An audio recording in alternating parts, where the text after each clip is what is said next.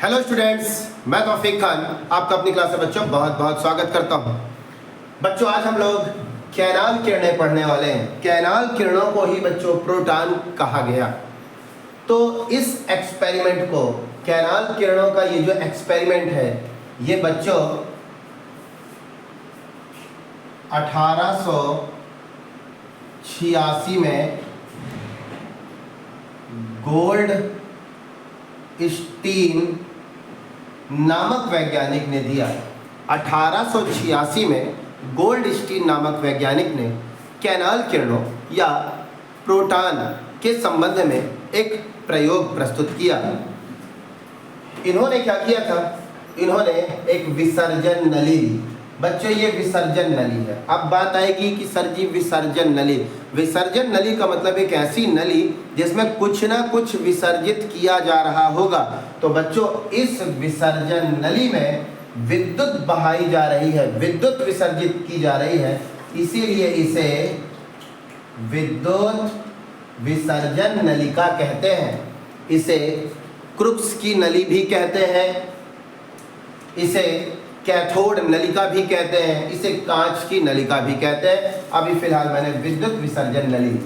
इन्होंने बच्चों अपने प्रयोग में क्या ली? एक विद्युत विसर्जन नलिका ली।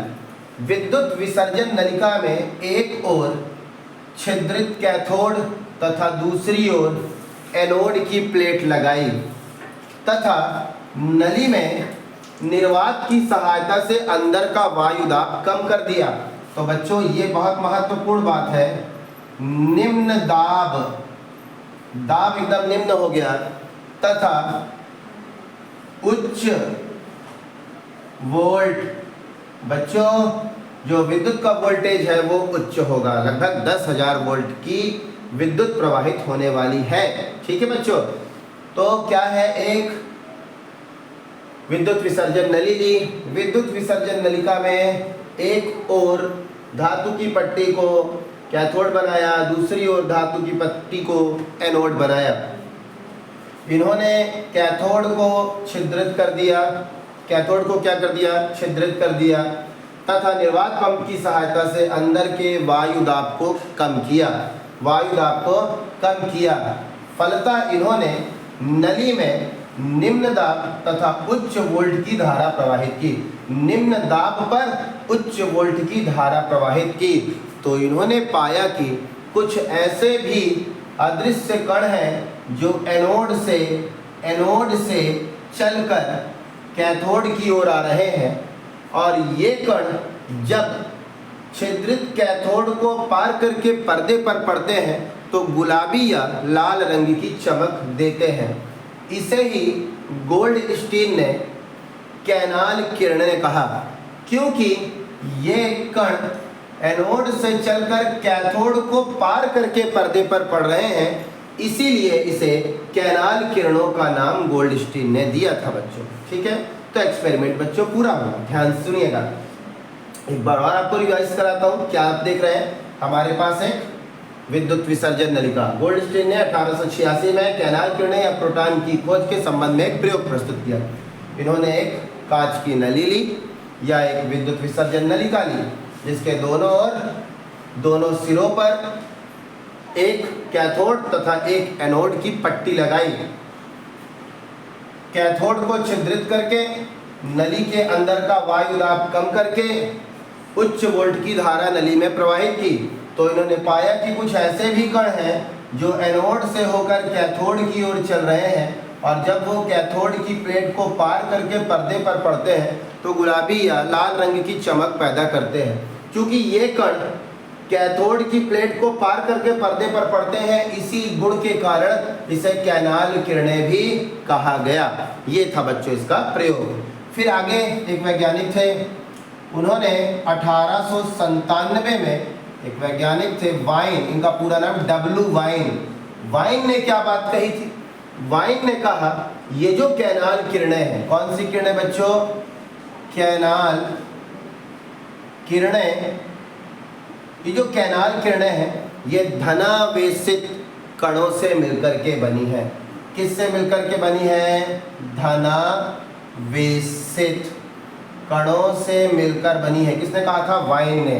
तथा 1897 में ही जे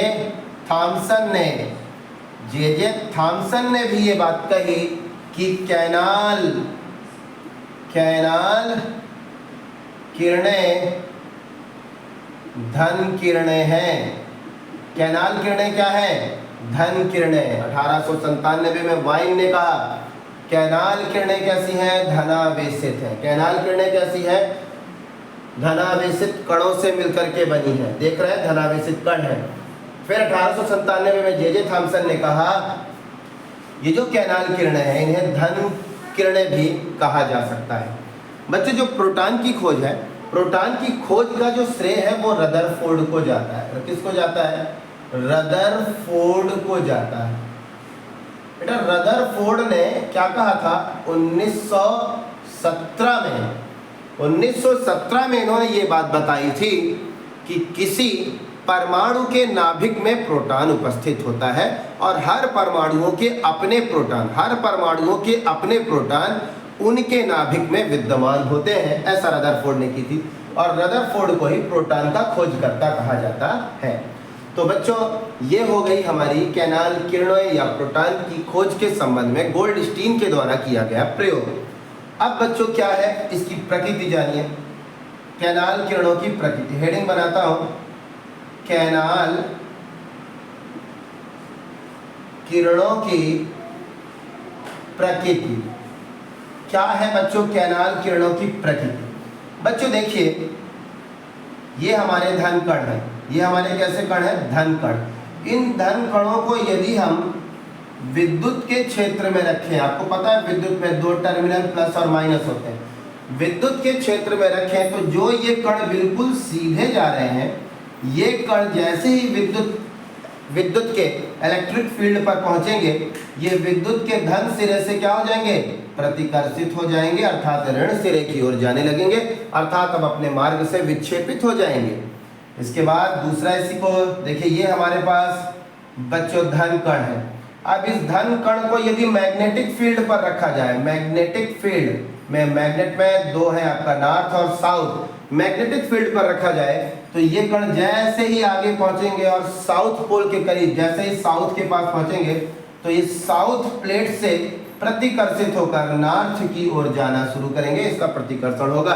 इससे पता चलता है कि जो कैनाल किरणें हैं वो धनावेशित किरणें हैं और ये धनावेशित किरणें बच्चों कहां से? विद्युत के धन सिरे से प्रतिकर्षित होती हैं और चुंबक के एस सिरे से प्रतिकर्षित होती है। इसीलिए इनमें धन प्रकृति का गुण है, अर्थात ये कण धनावेशित है।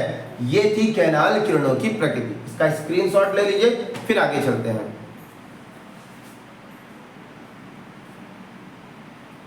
तो अब बच्चों, अब हम लोग देखते हैं कैनाल किरणों के गुण, या तो प्रोटॉन का गुण, ठीक है ना, चाहे कैनाल किरणों का गुण या तो प्रोटॉन का गुण। इसमें बच्चों पहला गुण देखिए, क्या है पहला गुण? पहला गुण ये है कि ये जो प्रोटॉन है बिल्कुल सीधे गति करते हैं। तो आप यहां पे लिख देंगे प्रोटॉन बिल्कुल सीधे गति करते हैं, ठीक है। दूसरा पॉइंट, प्रोटॉन विद्युत तथा चुंबकीय क्षेत्र में विक्षेपित होते हैं।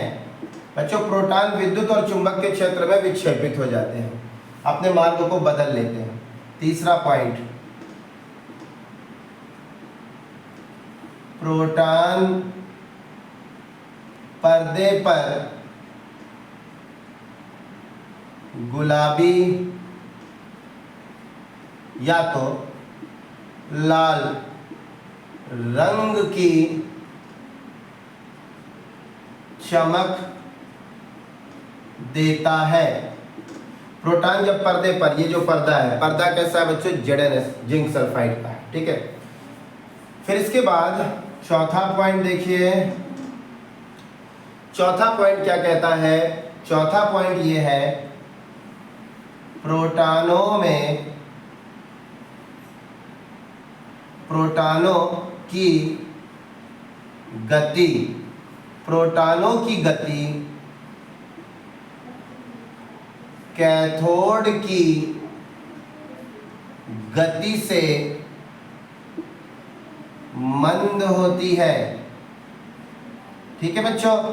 प्रोटॉनों की जो गति होती है वो कैथोड किरणों, यहां पे लिख दीजिएगा, कैथोड किरणों की गति से मंद होती है। पांचवा पॉइंट, प्रोटॉनों में भेदन क्षमता होती है, परंतु इनकी भेदन क्षमता कैथोड किरणों से कम होती है। बेटा अब गति भी कम है ना, गति जो है स्लो है, तो भेदन क्षमता भी इसकी कम ही होगी। छठवां पॉइंट, प्रोटॉन का भार इलेक्ट्रॉन के भार के 1836 गुना होता है। बच्चों जो प्रोटॉन का वेट है वो इलेक्ट्रॉन के वेट के, इलेक्ट्रॉन का वेट 9.1 इंटू 10 की पावर -31 किलोग्राम, उस वेट के 1836 गुना होता है। तो बच्चों प्रोटॉन का भार क्या होगा, 1836 इंटू 9.1 इंटू 10 की पावर -31 किलोग्राम। इसको इसके साथ मल्टीप्लाई करेंगे तो आएगा 16,707.6 गुणे 10 की घात -31 किलोग्राम। ठीक है बच्चों, अब जब हम दशमलव को बाएं से दाएं ले जाते हैं तो पावर घटता है, दाएं से बाएं ले आएंगे तो पावर बढ़ेगा। तो 1 2 3 4 4 पावर बढ़ेगा, तो 1.6 इंटू 10 की पावर -27 किलोग्राम। ठीक है बच्चों, अगर ये माइनस ना होता ना तो पावर बढ़ने का मतलब 4 बढ़ता तो 35, माइनस लगा है विपरीत पीछे आ रहा है ना, तो मतलब बढ़ना किसको कहेंगे, स्केल में प्लस की ओर आना। ठीक है, तो ये हो गया बच्चों किसका, प्रोटॉन का भार। तो बच्चों इसका फटाफट स्क्रीनशॉट लीजिए, फिर आगे देखते हैं।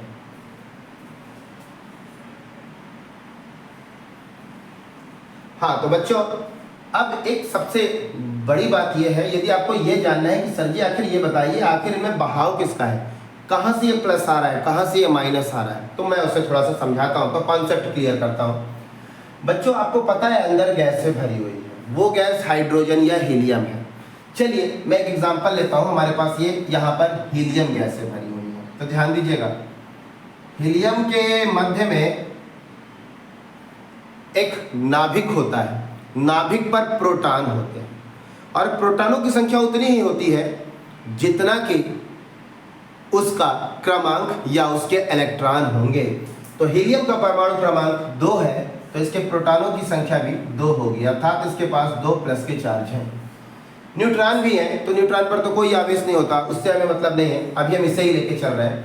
इसके बाद फिर इसके बाहर एक वृत्तीय कक्षाएं होती हैं, इसे वृत्तीय कक्षा कहते हैं, इसे कक्षक भी कहते हैं, इसे मुख्य क्वांटम भी कहते हैं, इसे ऊर्जा स्तर भी कहते हैं, और इनमें इलेक्ट्रॉन पाए जाते हैं। तो चूंकि हीलियम के बाहरी कोष पर 2 इलेक्ट्रॉन है, यहाँ पर 2 इलेक्ट्रॉन भर दिए जाएंगे। तो न जाने ऐसे कितने हीलियम होंगे। तो बच्चों जब इसमें विद्युत प्रवाहित की जाती है, तो जब विद्युत इस पर आती है और जैसे इस पर विद्युत पड़ती है तो हीलियम जो है अपने इलेक्ट्रॉनों को उत्सर्जित कर देता है। तो देखिए कुल कितने इलेक्ट्रॉन उत्सर्जित हो गए, 2। तो न जाने कितने इलेक्ट्रॉन उत्सर्जित होंगे, ये देखिए इलेक्ट्रॉन ये सब उत्सर्जित है। और चूंकि इलेक्ट्रॉन के ऊपर ऋण का आवेश है, तो वो ऋण का आवेश कहाँ की ओर भाग रहा है, एनोड के पास, क्योंकि एनोड कैसा होता है, धनावेशित होता है। तो तो देखिए जो ऋण कण है वो एनोड की ओर चले आए। तो अब हमारे पास इलेक्ट्रॉन तो जा चुके, अब इस परमाणु के बाद सिर्फ हमारे पास नाभिक बचता है, और नाभिक कैसा है, धनावेश। तो ये जो दिखाई दे रहा है ये परमाणुओं के नाभिक है, और ये नाभिक का बहाव है, इसे नाभिकीय बहाव भी कहा जाता है। और नाभिक ही है जो कि कहाँ से, नाभिक ही है जो छिद्रित कैथोड को पार करके पर्दे पर पड़ रहा है। तो चूंकि नाभिक पर प्रोटॉन होते हैं इसीलिए इसे प्रोटॉनों का बहाव भी कह सकते हैं और इसे नाभिक का बहाव भी कह सकते हैं। तो बच्चों ये थी कैनाल किरणें या प्रोटॉन की खोज के संबंध में इसका एक कंप्लीट ब्यौरा। उम्मीद है आपको क्लास समझ में आएगी। धन्यवाद।